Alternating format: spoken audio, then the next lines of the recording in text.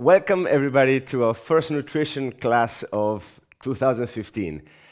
I'm very happy to join you to share in this platform valuable information and practices to strengthen your health, your vitality, to understand your body in a more intimate way, also from the inside. So we understand the body from intellectual learning of mechanisms, functions, and what's good and what's not good for it. We learn about the body also through movement by doing the practice of different breathing techniques and energy passes.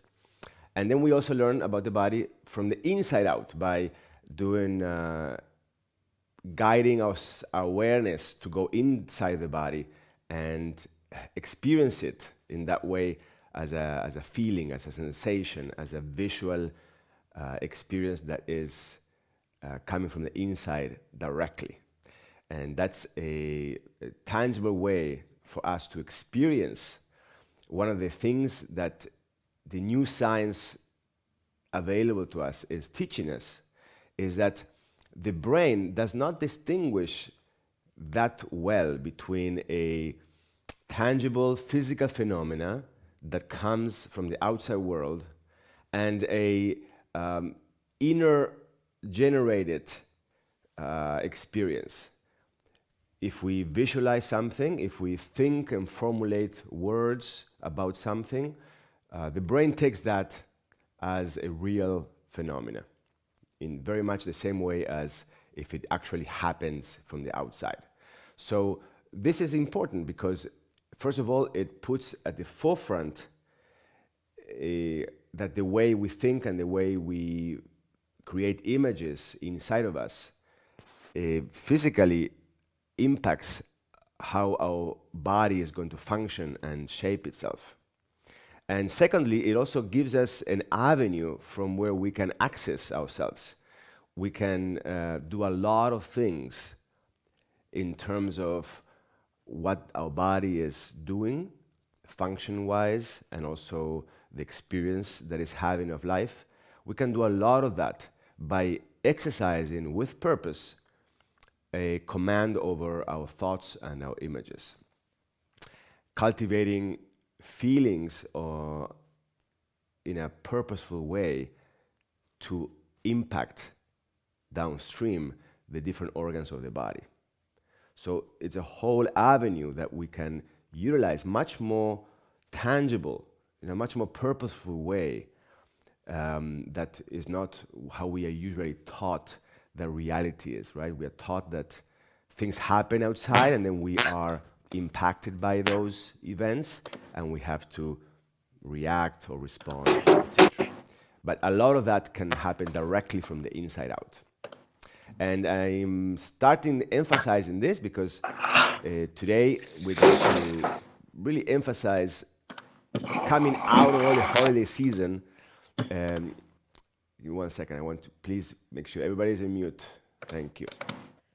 We're coming out of the holiday season and we want to just get back on track, start the year in a good standing with a good purpose. And, the end of the year is a time of its celebration, and it's a great time to be with family, to say thank you to people, to plan the next year. But it's also a time where we are a little bit out of sorts, right? We usually go out of alignment.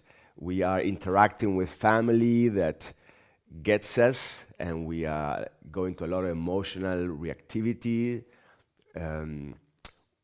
Many times we have a particular imprint from our upbringing, from our environment growing up. Then as an adult, we leave the nest to try to find ourselves, to make our own life. And somehow the distance, the separation allows us to do this in a better way. And then the holidays, a time where we are a lot of times interacting with family and old friends and in situations that tend to trigger the old part of us. And so we are left a little bit out of sorts. And also, directly in terms of our healthy habits, we eat in all kinds of ways that we don't usually during the year, perhaps. And we are kind of tired from the year, and so we, take the foot out of the pedal in our driver's seat in terms of our health. So here we are landing. It's mid-January. The year is beginning, 2015, and here we want to help you, to give you the impetus, the animus, and the information and the tools to make this the best year. 2014, for many, was a bit of a challenging year. We heard across the board from you practitioners, patients alike in the clinic, that it was a challenging year. Also, the world has been in a upheaval mode. So 2015 shapes to be a great year. And it's an odd number. 5 is a good number for movement. And we are going to just jump into it and find ourselves again. So today's class is part 2 of a class we gave prior about understanding and finding out about our ideal body weight. And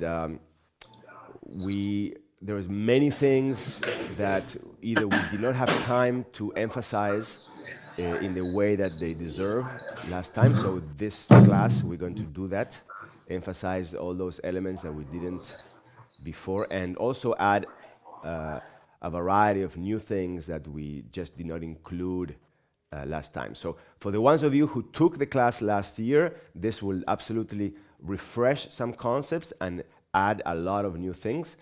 For the ones of you who did not, then this is self-coherent, this class. You do not need to have taken the previous year class on the topic. So we are all going to get into it, and we are starting a new format, a little bit more relaxed. So we'll have a little break in the middle, and we'll have time for questions and answers at the end.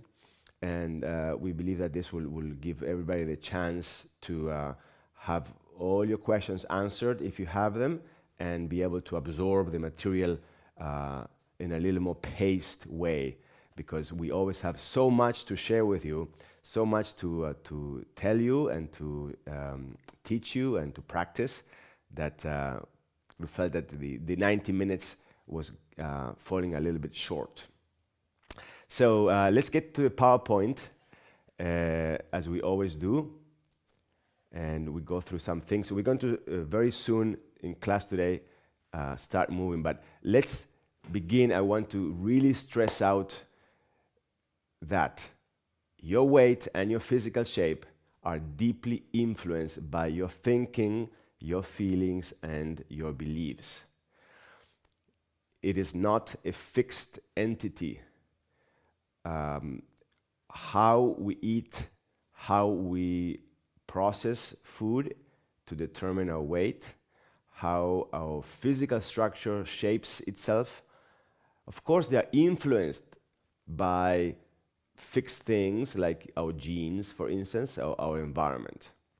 But they are deeply influenced. We need to really bring this to the top of the table. How we think, how we feel about ourselves, about the world, about what our body can do, what our belief systems in relation to our body, in relation to food, in relation to what we are capable of and what we are not capable of. All of these things have a deep influence, and because all of us here have an interest also in the concepts of shamanism, in our case, as taught by Carlos Castaneda from the tradition of the seers of ancient Mexico, this is a key element. We cannot start a discussion on body, weight, vitality, or health without considering that our thoughts, feelings, and our beliefs play a key role. Okay, so big emphasis on that today. Our ideal body weight exists within the context of our individual sense of reality and our spirit. So the weight, okay, we all have this idea of perfect weight. Perfect weight is not fixed. Let's start with that. We are influenced by what our culture upholds as the ideal. Being a little bit chubby for example, in the United States or many of the Western cultures, I grew up in Argentina, certainly falls into the same idea that it will be looked upon as something negative and creating self-criticisms. I grew up feeling inadequate in my body. It was too fat for what it should look like. And it was reinforced by society and by others, and certainly created an inner belief system. I gauged it based on that. And so my experience of how I feel in my body and what is ideal or good is not real, is imposed from the outside.